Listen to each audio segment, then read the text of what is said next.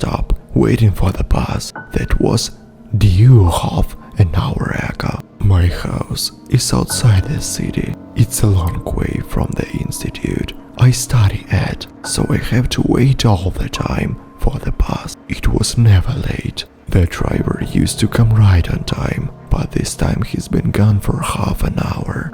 Perhaps it's been concealed and there's been an accident? I thought, pulling out my phone to call a taxi. Not the best option for a pure student, but I didn't want to be stuck at the bus stop all alone. Suddenly, there was the sound of wheels in the distance. Was it the long-awaited bus that would take me home? The headlights were approaching the bus stop before the driver turned off the engine. The doors of a small, yellow bus number 113 opened in front of me. I hadn't seen it at this stop before, but the road sign said it went to my house. Unsure if my bus was even coming, I walked through the open door. It then closed, and off we went. There was no one on the bus except the driver. I paid the fare and went to the back seat. I sat by the window and put on my headphones and watched the streets at night. There were fewer and fewer cars on the road. Suddenly, the driver took a wrong turn, leading to my house. "I'm sorry, we're going the wrong way, aren't we?" I asked. "We can go any further on that road. There was a big crash there today. They closed the road. We're going to take a diversion." "It's okay," said the driver. "It's fine." I obediently sat in my seat and continued to stare out the window. About 5 minutes later, something went off on the bus. "What the hell?" yelled the driver. "The bucket should have been scrapped a long time ago." The man stood up from the driver's seat, muttering to himself, which gave me a better look at him. He was an unkempt man, wearing a dirty plaid shirt and leather waistcoat. The sharp cheekbones on his face accentuated his thinness. In a sitting position, he seemed much shorter. His head rested on the ceiling of the small bus. He looked at me shrilly and said in a hoarse voice, "Stay here. It'll only take a few minutes. I'll start her up, and then we'll go."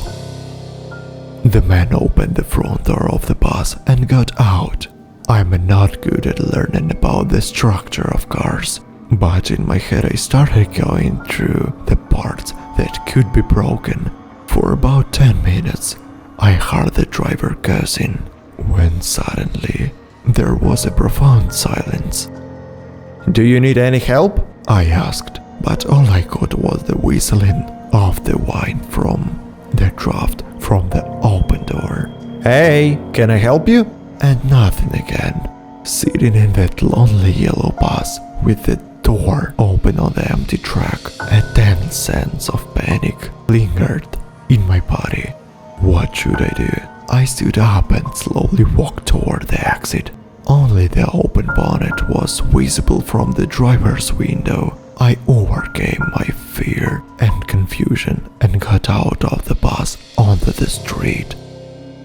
Somehow it is customary that people are afraid of imaginary monsters, ghosts, some kind of zombie. At that moment the silence filled me with terror. The track was completely empty. To my left and right were thick trees leading deep into the forest. There was only one road leading straight ahead or backwards. My path was illuminated by the light in a cab of the bus. "Hey, are you there? I don't know much about cars, but maybe I can help you? Mister!" I went toward the open bonnet, but there was no one there. It made me very uneasy. My heart was racing in my chest, and my hands were trembling, but not from the cold. Suddenly, the lights in the cabin went out abruptly. With horror, without taking my eyes off the bus, I gradually began to step back, increasing my pace. Suddenly, my back hit something hard, as if I was numb with horror. I could not turn around, afraid of what waiting for me there. Suddenly, Near my right ear, someone said in a low voice, "Welcome home." Screaming, I turned around sharply, but saw no one, just an empty highway that seemed to have no end. "What do you want from me? If you think this is funny, you're a moron. Stop playing with me. Get out." I tore my throat with a hysterical scream, my eyes trying to find a man in a pitch blackness, but nothing else was happening. The driver, who had mysteriously disappeared, never showed up, standing in the middle of the empty road in front of the yellow bus. My ears began to listen to the rustle that came from the thick of the trees. Was he there? Or was it just the wind rustling the branches? What if there is not rustle and it is just a raft of my imagination I had once had? That in the darkness, the human brain tends to draw images of its surroundings.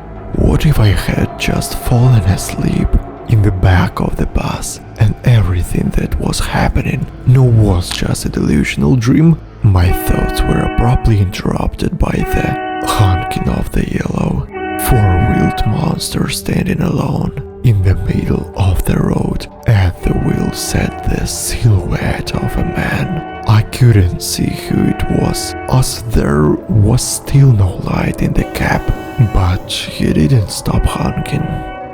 Am I going mad? Am I imagining it? Was the driver fixing the bus all this time and now he was calling me back inside to go home?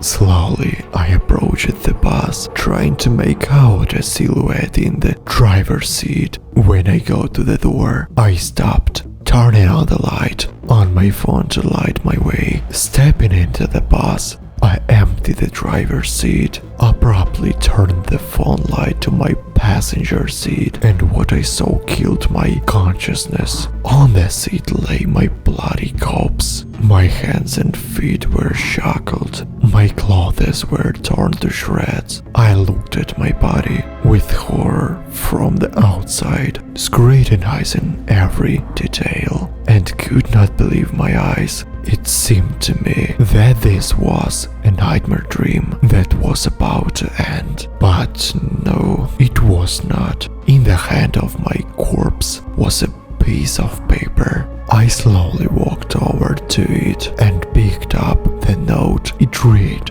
"Your soul now belongs to the 113 bus. You will be chained to it until it finds a replacement."